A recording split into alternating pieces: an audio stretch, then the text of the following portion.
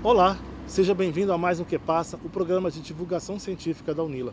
Hoje nós vamos falar sobre um tema bastante atual, o segundo mandato do presidente dos Estados Unidos, Donald Trump. Vamos conversar com uma especialista no assunto para saber um pouco mais sobre as declarações polêmicas do atual presidente. Que passa? Tudo que é notícia no mundo passa por aqui.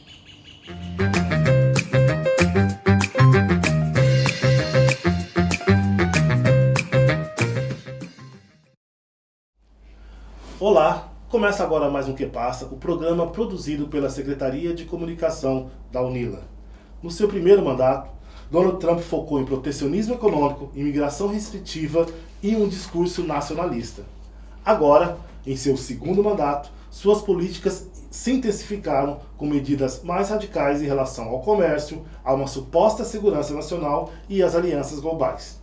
Isso sem dizer nas declarações como aquelas em que defendeu a mudança do nome do Golfo do México para Golfo da América, ameaçou anexar o Canadá e tomar o controle da Groenlândia. Mais recentemente, a polêmica é a negociação com a Rússia para dar fim à guerra da Ucrânia, mas sem a participação dos ucranianos. Mas o que significa tudo isso para os Estados Unidos e para o mundo? Para nos ajudar a compreender melhor esse quadro, nós convidamos a professora Karen Honório, doutora em Relações Internacionais pela Unesp, Unicamp, PUC e docente do curso de Relações Internacionais e Integração, do Programa de Pós-Graduação em Relações Internacionais e da Especialização em Relações Internacionais Contemporâneas da UNILA. Seja bem-vinda, Karen. Muito obrigada, Nelson.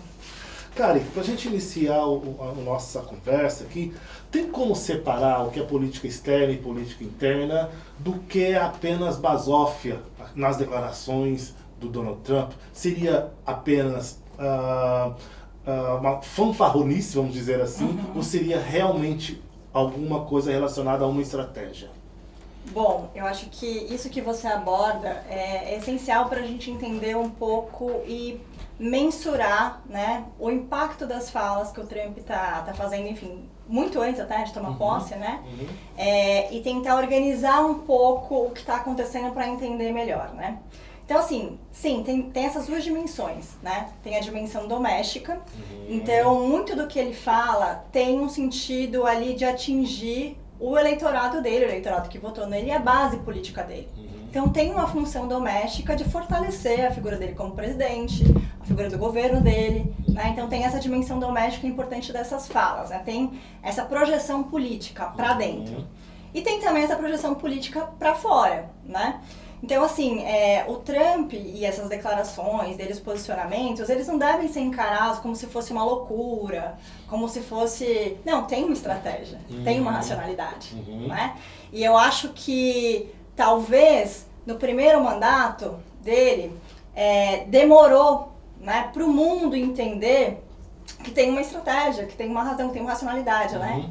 Então, assim, esses absurdos, né, que a gente ouve, tem ouvido, né, dele falar, né, desde a questão de transformar a faixa de Gaza numa riviera, né, assim, que fere todos os direitos internacionais, anexar o Canadá, Groenlândia, né, coisas que parecem muito absurdas, na verdade é uma estratégia, né, muito utilizada, né, por essa extrema direita, né, essa direita ultranacionalista que o Trump faz parte, né, neofascista, neonazista, enfim, essa direita extrema, cujo Trump talvez é um dos maiores expoentes, né, agora no poder, que é essa estratégia de falar assim, falar grandes absurdos, para ver qual que é ali a receptividade daquela ideia. Por mais que aquela ideia pareça muito absurda, muito distante, ela abre possibilidade de negociação. Então, qualquer coisa que aconteça entre esse extremo do absurdo que ele falou e de uma outra coisa é considerado aceitável, talvez aceitável. Então, na verdade, qual que é a estratégia, né, quando ele fala esses absurdos muito grandes, né? É aumentar o poder de barganha dele numa negociação. Que foi o que aconteceu com o Canadá e com o México, né? Então, ele ameaçou taxar esses países, mas, na verdade, ele queria abrir margem para negociar com o Canadá a questão do fentanil, né, a droga que entra ali pelo norte, né, para o Canadá se tornasse mais responsável pelas fronteiras e tal, e com o México a questão da migração. E tem a questão do NAFTA também, né, que o Trump, no primeiro mandato, ele acabou com o NAFTA, né? Sim. Ele quer renegociar agora em novos termos. Então, quando ele ameaça anexar o Canadá, né? Na verdade, ele cria essa, meu Deus, como assim, né? Essa tensão, só que ele abre margem de negociação, que foi o que aconteceu. Né? Ele não aplicou as taxas, ele colocou um mês para essa aplicação das taxas, mas conseguiu negociar com os dois países. Então, assim, tem uma racionalidade, tem uma estratégia, né?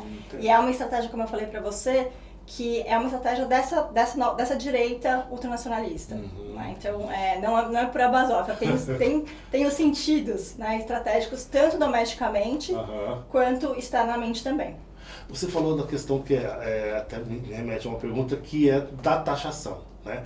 Um dos anúncios dele, né, e realmente ele tem feito, é a taxação de 25% sobre aço e alumínio. Né? Isso afetaria inclusive o Brasil. Algumas pessoas, alguns economistas têm dito que isso também poderia afetar internamente os Estados Unidos, né? Isso é uma realidade? Pode também afetar os Estados Unidos? Ou seja, o tiro sai um pouco pela culatra? Com certeza, com certeza. Eu tenho ouvido muitos analistas falarem justamente isso, né? Que o Trump, ele tá muito construindo o discurso econômico dele nessa questão de barrar, né? A hiperinflação, né? Barrar os efeitos dela também, mas ele vai acabar conseguindo gerar mais hiperinflação ainda, né? E aí eu acho importante também a gente analisar politicamente isso, né? Porque o Trump, então, o eleitorado dele, né? Ou seja, a maior parte das pessoas que elegeram ele, elegeram nesse sentido de que foi prometido empregos, melhoria de qualidade de vida, acesso, né, a consumo. Então, essas falas do Trump de querer taxar o mundo inteiro, né, responde também a esse eleitorado, tipo, vamos recuperar os Estados Unidos, o motor do mundo. Né? O MACA, né? Que é a ideia do Make America Great Again. Então, assim, para esse público interno, esse discurso dele de vou taxar, vou colocar taxação, vou recuperar o nosso poderio econômico no mundo, responde a esses anseios, né, dessa população que elegeu ele. Só que o grande problema dessa questão toda, e que são os economistas falam, né, é que o mundo hoje, né, grande parte do comércio global hoje não é mais de produtos, né, é de insumos, porque as cadeias de produção estão globalizadas. Então, assim, os Estados Unidos, eles precisam importar o aço para o próprio parque industrial dos Estados Unidos. Né? Então, assim, se ele começar a taxar todo mundo, é óbvio que esse produto vai chegar mais caro e vai impactar ainda mais essa indústria, reduzir a competitividade dessa indústria americana, né? E com certeza vai gerar, aí, como já gerou, preocupações, né? Em relação às taxas, né? Nesse empresariado, nesses setores que precisam desses insumos, matéria-primas, né? Que estão em outras partes do mundo. Então, assim, o interessante de observar isso é que, assim, esse discurso dele tem coerência política com a base dele interna, né? Mas não encontra muito respaldo na lógica e na realidade de um mundo globalizado, né? E é isso, né? Que as cadeias globais de valor estão completamente espalhadas pelo mundo inteiro, né? Então, assim, é justamente isso que esses analistas apontam, né? Que vai ter muitos impactos para o próprio Estados Unidos, né? Para o Parque Industrial dos Estados Unidos, para esses setores dos Estados Unidos, se isso continuar acontecendo, né? Então, assim, eu acho que tem também essa estratégia de começo de governo, de querer mostrar muito serviço, né? E de atirar para todos os lados, né? Então, cada dia que a gente dorme e acorda, tem uma coisa nova, né? Eu, assim, vendo as notícias para hoje de manhã já vi várias coisas ali né, que já mudaram, que já mudam, né? Então você faz uma análise, por exemplo, muito possível, a análise que a gente está fazendo aqui hoje, talvez ela fique ultrapassada na semana que vem, em relação ao governo Trump. Porque o Trump também tem isso, né? Ele muda de ideia se ele sente que a coisa não vai andar, ele não tem o menor problema disso. Né? Eu estava ouvindo um analista também falar isso, né, hoje de manhã, ele falou assim, olha, o Trump ele é muito pragmático. Né? Então, assim, se ele vê que aquela medida ou que aquela ideia deu ruim, ele volta atrás. Não tem o menor problema em voltar atrás. Né? Então, assim, é isso. Então, eu acho que essa coisa de falar da taxação, e ele pega muito nisso, né? ele quer reduzir o déficit, né, do comércio estadunidense com os países, obviamente, que os Estados Unidos têm déficit. E aí, por isso, as taxações e tal, né? Eu acho que é esse sentido também de responder a esse público interno, de olha, vamos recuperar o nosso poder no mundo, de dar um recado também em âmbito geopolítico de que, olha, tá tudo em suspenso, a gente vai negociar tudo, né? E por isso, assim, é isso, né? Qual será o país que vai ser taxado na semana que vem, né? É isso. É muito isso. Então gera esse, digamos assim, esse terror, né? Entre os estados, né? Do sistema internacional. E tem esse objetivo geopolítico de justamente causar essa tensão. Porque aí é aquilo um pouquinho que eu estava falando antes, né? Abre a margem, né? Abre o que está em jogo para negociação. Em relação à União Europeia, Rússia, né? Há algumas semanas o vice-presidente dos Estados Unidos esteve lá na Europa, falou um monte de coisa que deixou os líderes da União Europeia de cabelo em pé, e ao mesmo tempo houve assim, um aceno meio para o Putin querendo negociar o fim da guerra da Ucrânia, somente com Putin deixando a Ucrânia, até então era isso, né? Deixando a Ucrânia um pouco meio de lado. Como é que você vê essa relação? Estados Unidos, Europa, Rússia, foi também parte dessa estratégia de tentar dar assustar a Europa para poder depois conseguir algum benefício? Como você vê isso? Sim, com certeza, né? Eu acho que entra dentro talvez esse nexo maior que a gente está conversando aqui, né, do absurdo geral que é o que pode ser possível e aumentar as margens de negociação, né? Sim, porque o Trump ele é muito crítico em relação à OTAN e como os países da Europa participam da OTAN, né? Então, um dos grandes, assim, né, dos grandes posicionamentos que o Trump tem batido muito nessa questão da segurança internacional e principalmente da OTAN é que os países europeus deveriam investir uma porcentagem maior do seu PIB em defesa e segurança, gastos militares, né? Se eu não me engano, aí depois a gente pode checar, mas essa informação, mas acho que é 3%, né? Que ele quer exigir, que a OTAN exige, na verdade, né, que os países investam em o seu PIB em gastos militares, né? E são poucos os países que atingem, né? E o Trump sempre foi muito crítico em relação a isso, né? E ele tem batido muito nessa tecla que a Europa precisa ser mais responsável pela sua segurança. Então, assim, é uma ameaça. Né? Olha, os Estados Unidos não vão estar mais dispostos a proteger ou ajudar a Europa, né? E tem também, isso entra também numa outra dimensão importante, que tem a ver também com essa direita, né, ultranacionalista, que é a ideia da rejeição ao multilateralismo, né? E o Trump, ele tem muito essa visão de ganhadores e perdedores nas relações internacionais. Então, ele quer ganhar, os Estados Unidos devem ganhar e os outros devem perder. Sempre numa negociação ele vai ter essa visão de ganhadores e perdedores, né? Então, isso não propicia, né, uma afeição a esses organismos multilaterais, essas instituições multilaterais, né? Então, o Trump falar para a Europa, olha, eu vou negociar o fim da guerra da Ucrânia e vocês não vão ser chamados à mesa, é também uma forma dele barganhar a negociação na OTAN. Entendo. Né? E de alguma forma ali ele tem um poder de persuasão maior com aqueles países dentro da OTAN, que é uma questão que ele sempre bateu ali, está batendo e nesse governo também ele volta a falar, né? Então acho que tem a ver com isso, né? Com essa questão. A guerra da Ucrânia eu acho que foi talvez a maior mudança que a gente teve dos Estados Unidos, do governo Biden para esse governo. Mudou completamente a postura. Foi um giro mesmo de 180 graus. Sim, assim, sim. Né? E o Trump, isso era uma como que a gente fala? Uma promessa de campanha. Né? Ele falou que ia acabar com a guerra do Hamas, Hamas-Israel, ele falou que, né, que ia acabar com a guerra da Ucrânia, ele estava negociando já, né? Nesses dois casos. Só que a gente não imaginava que em relação à Ucrânia fosse exato, isso. Exatamente, que ia ser pra esse lado, né? Que ia ser, assim, tirando a mesa, tirando a Ucrânia, isso surpreendeu todo mundo, né? Sim. E eu acho que isso tem a ver também com essa afeição, essa admiração do Trump por líderes autoritários.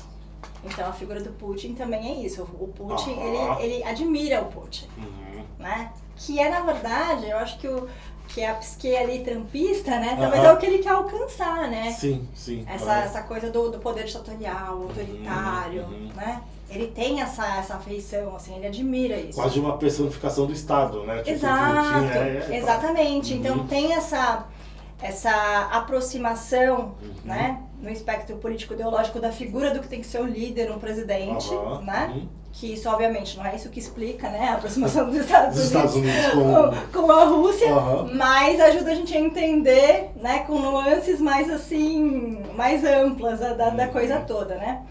E eu acho que tem a ver também com os interesses dos Estados Unidos também na região, porque ao mesmo tempo isso, né, quando ele negocia com a Rússia, ele também coloca a Ucrânia, como de fato está acontecendo, numa posição de, cara, se você não me oferecer o que eu quero, né, a gente vai acabar com essa guerra e vocês né, vão ficar sem nada, né? Então, tem esse acordo, né, que parece que eles chegaram a um acordo, Estados Unidos e Ucrânia, sobre a questão das terras raras, dos recursos críticos, né? E parece que chegaram a um acordo e vão assinar, né? Então isso também faz parte desse jogo, né?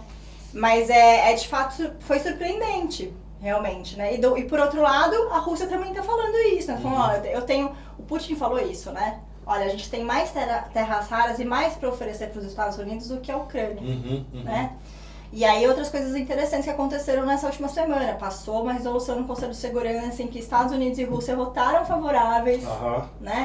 Os membros europeus se abstiveram em relação ao fim do conflito Rússia e Ucrânia, né? Onde em nenhum momento nessa resolução se acusa a Rússia de invadir, né? Então gerou uma super repercussão, né? E aí é interessante também porque mostra uma outra nuance, né? Dos organismos internacionais multilaterais como a ONU, porque a resolução dos Estados Unidos não passou na Assembleia Geral, as países foram contrárias, e aí na Assembleia Geral cada país tem um voto, cada cabeça um voto, né? Ela é mais democrática, né? Em Conselho de Segurança não, né? É um arranjo de poder que beneficia, obviamente, aqueles países que têm poder de veto, né? E que de fato são as potências, né? Uma foto ali do fim da Segunda Guerra que se manteve, né? Não se reformou aquilo que enfim, a briga de alguns países do BRICS, como o Brasil, África do Sul, Índia, né, por ter um assento permanente, mas demonstra também essa desigualdade dentro do organismo, né, a Assembleia Geral foi contra a resolução, várias emendas, né, enfim, acusam a Rússia de ter invadido, de ter infringido o direito internacional, né, e a resolução do Conselho de Segurança não, então também mostra essa disponibilidade, né, do governo Trump de se alinhar também com a Rússia, né? Claro que tem interesses, tem tudo, né? Mas de fato é uma aliança ali curta, né? Também específica, pontual, mas que surpreendeu todo mundo mesmo, né? Porque é isso, os Estados Unidos iam tomando uma outra postura durante a guerra inteira, né? Que mudou radicalmente. Mudou radicalmente, assim, mudou radicalmente. Em menos de um mês. Em menos de um mês, exatamente. Então, assim, e é isso, aí dá esse choque, né? Dá esse choque. Aí depois vem os desdobramentos. Os desdobramentos daquilo, entendeu? Então, acho que tem esse ponto.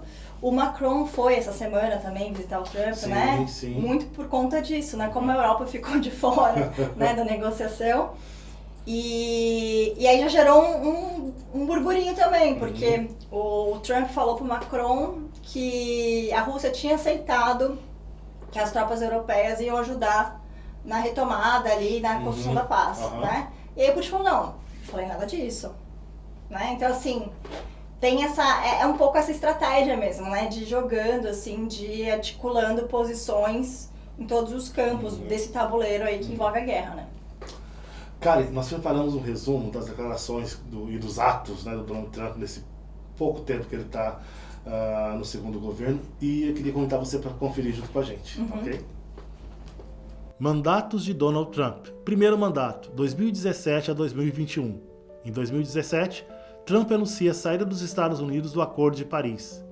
2018, rompe o acordo nuclear com o Irã.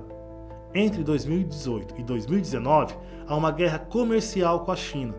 Trump anuncia uma lista de tarifas sobre importações provenientes do país asiático. Em retaliação, China impõe tarifas a produtos norte-americanos. 2019. Trump aumenta a pressão sobre a Venezuela, implanta sanções econômicas, congela ativos do país e de seus cidadãos e reconhece Juan Guaidó como presidente em oposição a Nicolás Maduro. 2020. Em plena pandemia de Covid-19, o governo Trump se retira formalmente da Organização Mundial da Saúde. Em 2021, termina o governo Trump. Joe Biden anuncia retorno dos Estados Unidos ao Acordo de Paris e à Organização Mundial da Saúde. Segundo mandato. 6 de novembro de 2024, Donald Trump é reeleito presidente dos Estados Unidos depois de inúmeros processos judiciais, 18 denúncias de crimes sexuais e muitas declarações polêmicas.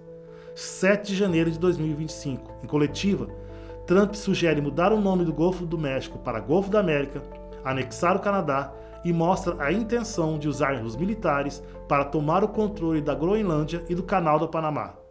20 de janeiro de 2025, Trump toma posse como presidente dos Estados Unidos. Na mesma data, ele promete interromper a entrada de imigrantes irregulares, taxar países, criar uma política contra pessoas trans, além de assinar ordens restringindo as políticas de diversidade. Entre as medidas anunciadas está o perdão aos que invadiram o Capitólio em janeiro de 2021, a proibição da plataforma chinesa TikTok e o fim da nacionalidade por nascimento. Fevereiro de 2025, os Estados Unidos impõem tarifas sobre produtos importados do Canadá, do México e da China. O vice-presidente dos Estados Unidos faz um discurso em que ataca a União Europeia, que rebate e acusa os Estados Unidos. Trump se aproxima de Putin para negociar o fim da guerra da Ucrânia sem este país. Trump afirma querer 50% das terras raras da Ucrânia, repletas de metais valiosos, como pagamento dos recursos enviados ao país durante a guerra com a Rússia. Em 28 de fevereiro, um encontro entre Trump e o presidente ucraniano para assinar um acordo sobre a exploração desses recursos minerais termina em discussão em plena Casa Branca e na frente das câmeras. Março de 2025. A Ucrânia concorda com a proposta dos Estados Unidos para cessar fogo imediato de 30 dias com a Rússia. Bem, Karen, diante disso tudo que a gente viu, né, nesse pequeno resumo dos dois governos Trump, né, o primeiro e o segundo até agora, eu queria saber um pouquinho mais sobre a guerra da Ucrânia, né?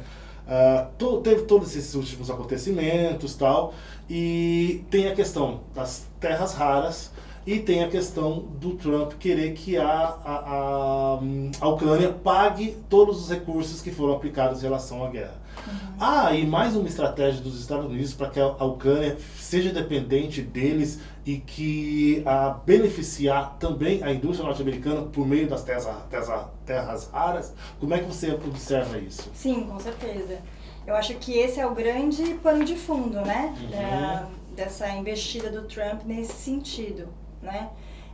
Quando a gente fala de terras raras, né, de recursos críticos, né, de minerais críticos, na verdade, né, é o termo que se utiliza, a gente está falando da base, né, dessa indústria tecnológica agora, que é de fato esse motor, né? Sim. Né? Então eu acho que garantir o acesso a esses recursos, né, que estão espalhados, né, que não estão nos Estados Unidos, né, é essencial para garantir que os Estados Unidos sejam uma potência ainda nesse campo. Né? Então, acho que tem, com certeza, esse contexto. Né? E é uma forma também, obviamente, dos Estados Unidos estarem ali participando da reconstrução também daquele território, né? Que os Estados Unidos têm um histórico, né? De ganhar muito dinheiro com reconstrução de lugares que, né, isso que eu ia perguntar, desculpa, sofreram guerras e tal. Então, assim, nada de novo nessa questão, né? Isso que eu ia perguntar para você, é uma estratégia muito semelhante ao que ele fez com a Europa após a Primeira e a Segunda Guerra Mundial, principalmente a Segunda Guerra Mundial, né? Sim, né? É claro que aí mudam os termos, né? Mudam, digamos assim, o zeitgeist, né? O espírito do tempo, como o acordo é feito, né? Ali... não dá pra gente comparar exatamente, né? Porque são contextos diferentes e intenções diferentes, né? Ou pelo menos vernizes de intenções diferentes, né? Mas esse é um fato, né? Os Estados Unidos, ele tem uma das políticas, né? Muito fundamentados os Estados Unidos na sua atuação como potência, né, desde o fim da Segunda Guerra, né, é justamente essa de reconstrução.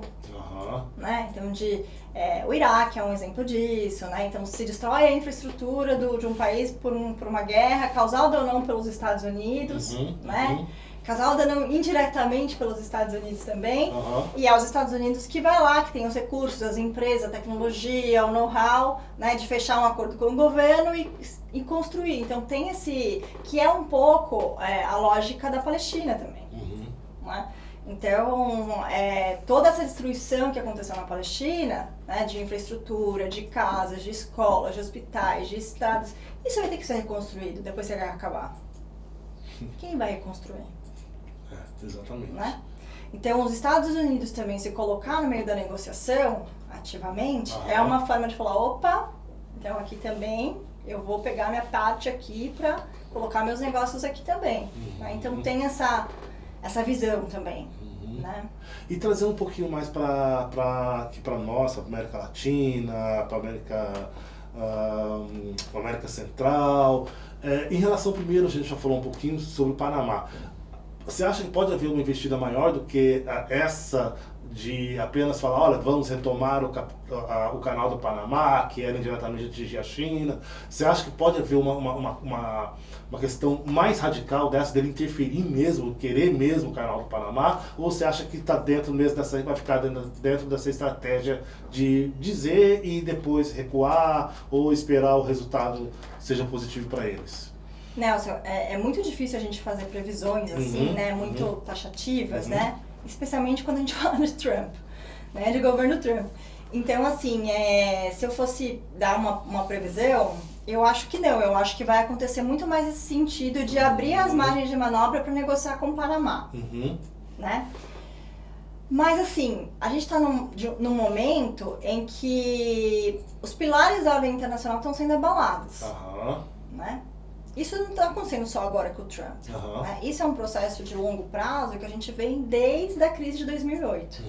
Né? Que é quando, de fato, a gente tem essa ascensão dessa direita que a gente está vendo muito organizada agora, né? Que a gente está vendo internacionalmente organizada, que é outro momento histórico também importante para entender. Por isso que o Trump tem mais força ainda nesse cenário. Né? Mas que começou lá em 2008 e a base da crítica, né, dessas direitas lá em 2008 era justamente a globalização liberal, né? Então, o multilateralismo, quanto o livre comércio, a globalização econômica, ela atingia as economias nacionais, tiravam empregos, diminuíam a capacidade de crescimento, pioravam a vida das pessoas, o quanto era necessário, e os valores conservadores também, né? O quanto era necessário recuperar os valores da família, da religião, né? Então, tudo isso explica muito essa ideia de que a ordem internacional está se transformando, está mudando, né? E essas declarações do Trump, né, que eu te falei, podem parecer muito absurdas. Só que o que não aconteceu dentro do absurdo, a gente consegue, até que não foi tão ruim, né? Então, quando ele defende, voltando à questão da Palestina, quando ele defende que os palestinos têm que ser retirados, né? Que assim, é uma violação ao direito internacional. Você não pode tirar forçadamente pessoas de um território, possam de um território, né? Quando ele fala o seguinte, olha, a gente vai terminar a guerra da Rússia e da Ucrânia e a Rússia vai ficar com o território que ela conquistou. E se a gente voltar lá na Primeira Guerra, no colonialismo, né? Onde você não tem fronteiras mais definidas, isso abre margem, né? Assim, pensando amplamente, isso abre margem para qualquer país invadir o outro, instaurar uma guerra, né? Passar por cima da ONU, né? Porque quando os países entram na ONU, eles abdicam da sua capacidade de intervir militarmente no outro território e passam essa responsabilidade para ser chancelada pela ONU através do Conselho de Segurança. Né? Então, assim, é abalar, não que outros países não fizeram isso, os Estados Unidos já fez isso também. Mas, assim, é você banalizar isso. Banalizar, né? Então, assim, quando você me pergunta, será que ele não vai intervir ali militarmente?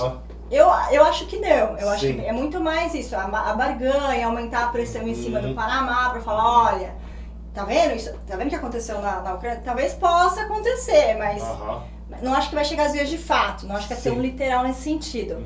Mas também não colocaria minha mão no fogo por isso, porque isso abre margem, isso está abrindo margem. Né? Então, se ele aceita que, olha, Ucrânia, você foi invadida, você vai perder o seu território, e é isso, né? Qual que é o recado que se passa para o mundo? Você entendeu? Entendi. Então, assim, não sei o que pode acontecer, entendeu? A gente está falando disso, né? De declarações que abalam esses pilares da ordem internacional, né?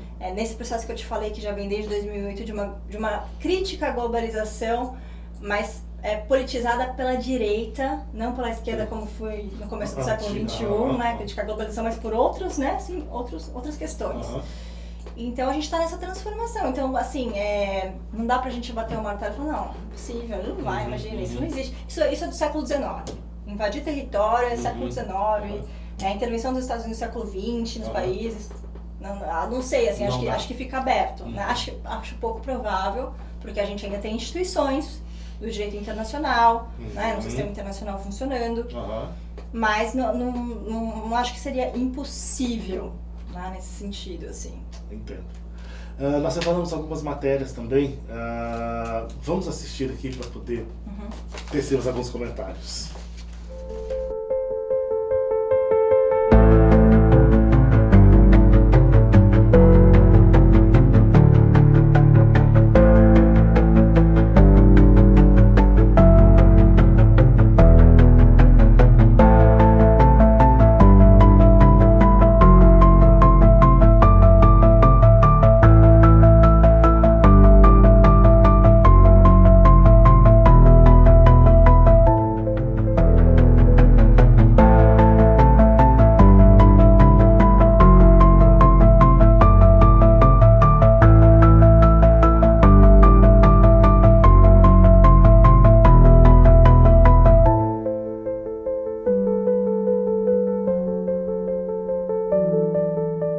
Bem, cara, e a gente nota, né, nesse compilado de matérias que a gente trouxe por aqui, que vem um esboço, que é um esboço, né, do que vem por aí, né? Ou seja, pelo que a gente está vendo, vai continuar tendo as tarifas usadas como instrumento geopolítico e também vai ter um maior poder para as big techs. Né? Nós estamos vendo, por exemplo, até mesmo a tentativa de processar o nosso ministro do STF nos Estados Unidos. Né? Essa também é uma estratégia muito própria dessa extrema-direita hoje em dia. Né? Exato. E o que deixa a gente mais assim, impressionado no sentido de que o que vai vir, né, nesse sentido, é que, por exemplo, a gente tem bilionários, né, de big techs ocupando cargos do governo, oficialmente. Sim. Né? Então, assim, não é novidade grandes setores econômicos, seja em qual tempo for, influenciar em governos, influenciar em políticas estatais, política externa. Isso não é novidade, até porque o Estado ele é composto por esses setores. Né? Então, não existe essa coisa do Estado, uma coisa inalcançável. E a política externa também. A política externa é política de governo. É a atribuição do Estado, mas é o governo ali de turno que faz com base nos interesses, né, objetivos, diretrizes daquela base ali de apoio que compõe o governo oficialmente nos cargos, mas não oficialmente também ali apoiando, né, ou fazendo lobby. Então, assim, que a gente já sabia, né, que essas big techs tinham uma importância, né, grande na definição de algumas agendas, né, dos Estados Unidos, isso sempre aconteceu. O que particularmente eu acho interessante no sentido da análise nesse período, né, é que de fato agora você tem, né, um desses ocupando um cargo. Né? E um cargo importantíssimo. Exatamente. Né? Então, assim, essa relação, esses problemas que o Elon Musk tem com o Brasil, né? Do X e várias outras, você acha que ele ocupando um cargo do Estado norte-americano e estadunidense, isso não vai gerar impacto nas relações Brasil e Estados Unidos? Claro que vai. Né? Então, assim, eu acho que isso é preocupante nesse sentido, né?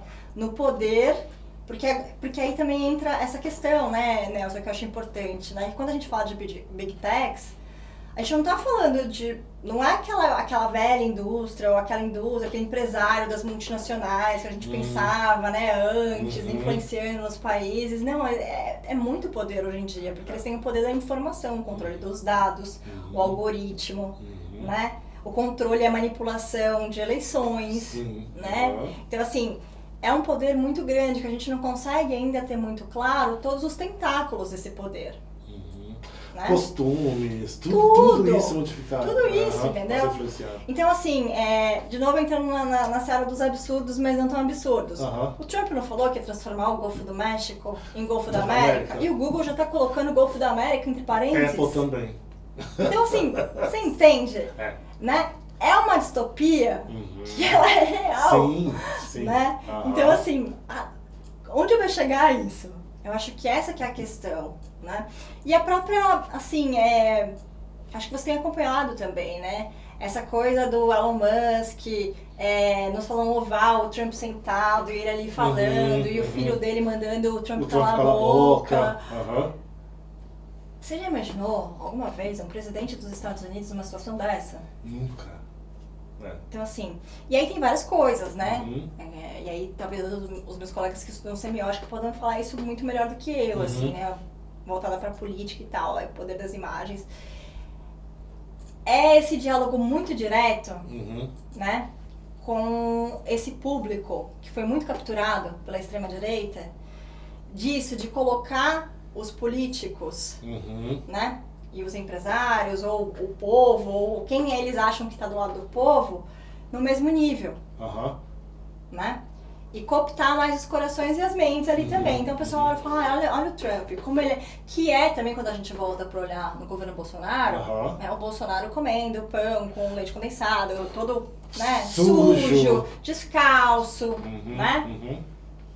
Então, assim, é essa mensagem, né? Olha como ele é como a gente. Olha como ele é como a gente, né? Olha como ele não tem apreço pelo cargo, né? Quando a gente sabe que é todo o contrário. Então, eu acho que tem essa construção, que isso eu acho, assim, que eu não sei onde isso vai parar, porque é isso, né? Essas empresas hoje elas têm um poder muito maior que qualquer outro setor já teve. Pelo menos na minha perspectiva, eu acho. Né? Porque é isso que você falou. É a capacidade de capturar conceitos, o próprio conceito de democracia. Né? Então eu ouvi também um analista falando isso muito interessante, assim, que tanto os democratas quanto os republicanos, eles se elegeram defendendo a democracia. Só que o que a democracia significa para esses dois partidos muda completamente. Uma coisa que a gente está vendo aqui no Brasil, por exemplo. Exatamente. Então, assim, as mídias sociais, as redes sociais, né, eles têm essa capacidade de veicular muito rapidamente, muito amplamente essas discussões, esses conceitos de uma maneira muito rasa. Né, e pouco complexa, que é a estratégia política da extrema-direita também, né? Soluções fáceis para problemas muito complexos. Então, por exemplo, os Estados Unidos, crise econômica, falta de emprego, complexo, muito a gente está aqui há 20 minutos, né, falando sobre isso. Dada a complexidade. Qual é a resposta do Trump? A imigração ilegal. Que já é um conceito completamente errado, porque não existe ser humano ilegal, né? Existe ser humano indocumentado, né? Mas migração é legal. Então, assim, são os migrantes, são criminosos, né? E aí deportações em massa, espetacularização das deportações, né? Que é meio essa lógica. E quando a gente entra na questão da democracia, é isso, né? Então, assim, para essa extrema-direita, a democracia é a ideia mesmo da tirania da maioria. Né? Então eu vou entrar e eu vou acabar com a pauta da diversidade, né? Eu vou definir que só tem 2 gêneros que existem no mundo, né? E aí as Big Techs vão na onda, né? O Zuckerberg foi lá, tirou as políticas, falou que não tem mais filtro, né? Nas redes sociais que a Meta tem. Então, assim, é muito assustador. Né? E é uma coisa que é paradoxal, mas a gente sabe que é proposital a parte deles, é que assim, eles acusam, por exemplo, os organismos, ou aqueles que tentam regulamentar as redes sociais, de censura. Mas ao mesmo tempo eles vão e impedem que o TikTok, que é chinês, atue nos Estados Unidos. Né? Quer dizer, é inserir uma censura também, se for do ponto de vista deles. Exato, mas isso entra nessa questão que eu tô te falando de capturar os conceitos. É eles que vão definir o que é liberdade de expressão ou não. Entendeu? É essa a questão. Né? Então é isso que a gente tá falando. A gente tá falando que tem um cara no governo dos Estados Unidos, do Elon Musk, né? Né? Que ele que vai definir o que é liberdade de expressão ou não. Você entendeu? Ele com, né, os congeleiros dele das Big Techs e tal.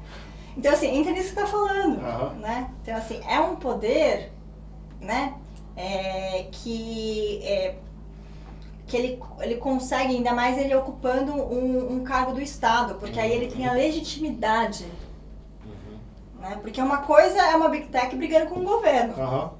Você entende? Outra coisa é quando você é o governo brigando com outro governo. Ou quando você é o governo e você está definindo as regras do jogo da sua empresa. Sim. Então, assim, ele tem a legitimidade, a autoridade política para definir as coisas. Isso é então, muito perigoso. É muito poder e muito perigoso, né? Então, é isso que você está falando. Pô, por que proibir o TikTok não é censura, né? É censura e o que essas outras pessoas não é. Porque quem define sou eu. Eles definem o que é verdade, né? Tipo, para eles, por exemplo, não, isso é uma notícia falsa e essa não. Exato. Mas depende daquilo que vai com aquilo que eles pensam. Essa habilidade, e eu acho que isso tem que ser reconhecido mesmo, até para gerar fontes de compreensão da atuação das extremas direitas, né? E estratégias também para combater, né? Que é essa habilidade que a extrema-direita tem, e que foi se desenvolvendo, de capturar conceitos, pautas, que eram até de esquerda. Então, defesa da democracia, uma pauta historicamente de esquerda sem esquerda. Sim. Né? No sentido que a gente concebe ampla, não só a questão de voto, mas assim, a democracia no sentido de proteção a direitos de minorias, né? Que não é a tirania da maioria. Né? A democracia liberal não é isso. Eu estou falando da democracia liberal, eu não estou falando, né? Não é isso.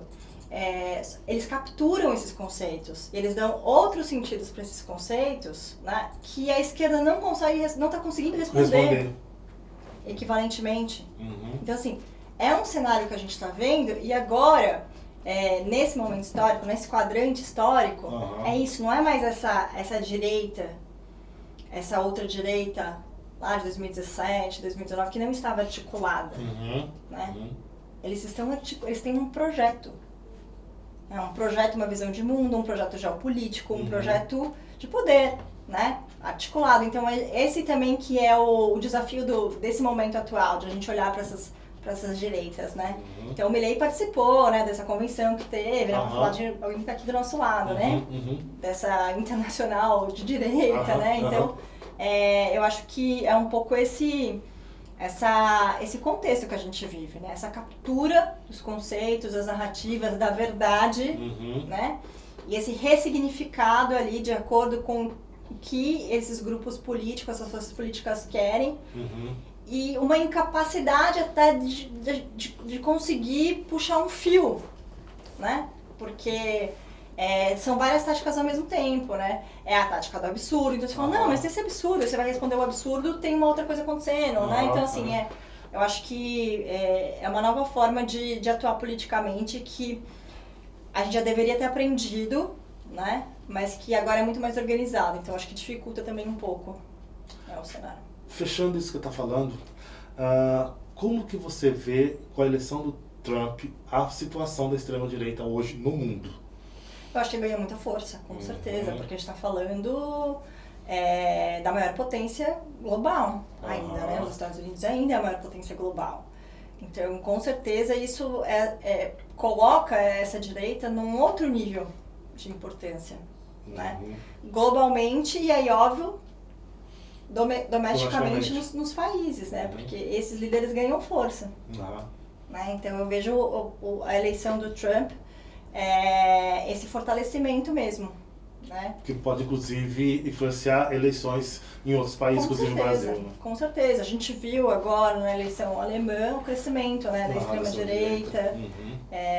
Uma coisa que, assim, né, que, sei lá, há 15 anos atrás, né, 20 anos atrás, a gente pensaria que seria uma coisa que nunca fosse acontecer, né? Então eu acho que tem esse potencial de alastrando, né? Que é o que a gente vai ver nas eleições aqui na América Latina também, né? Ok. Karen, muitíssimo obrigado pela sua participação aqui. Espero que você possa voltar mais vezes para falar de outros assuntos. Tomara que de outros assuntos. Sim! A gente possa discutir mais leves, mais leves. Muito obrigado. Obrigada a você, Nelson. Muito obrigada. A você, nosso muito obrigado. Não se esqueça de se inscrever no canal, curta o nosso canal e ative também o sininho ali para toda vez que tiver um vídeo novo, você possa aqui assistir a mais um Que Passa. Obrigado e até a próxima.